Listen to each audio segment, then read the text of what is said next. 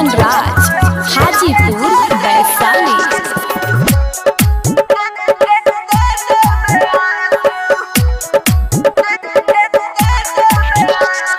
हमरा से दूरे रहू अब जन पासू, हंसत अखिया में दे देबे आंसू। हमरा से दूरे रहू अब जन पासू, हंसत अखिया में दे देबे आंसू।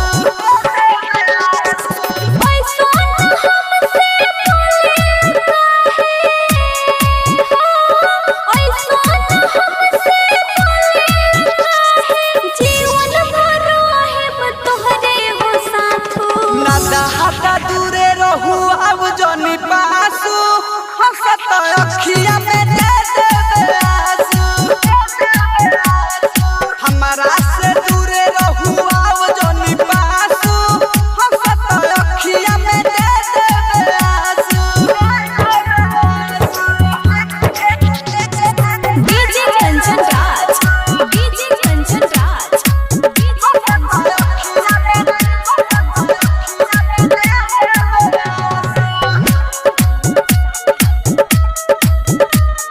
मिक्स बार पल्लवी रिकॉर्डिंग स्टूडियो मठिया मोड़।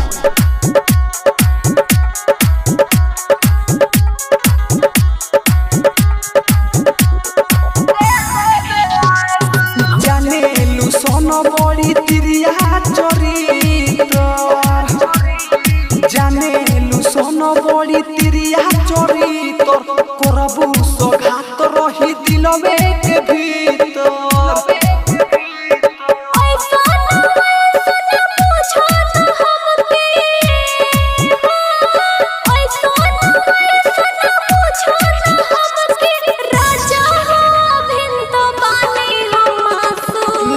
हटा दूरे रहू अब जनी पासू, हंसत अखिया में दे देबे आंसू। हमरा से दूरे रहू अब जनी पासू, हंसत अखिया में दे देबे आंसू। डीजे कंचन राज, डीजे कंचन राज,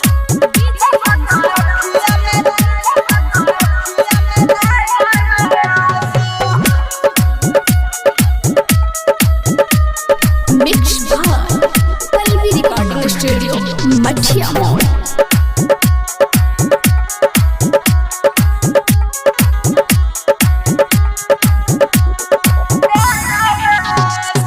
परमोध छोटू के बनाव जन बुधु, अपी पराथी बनाव जनी बुधु।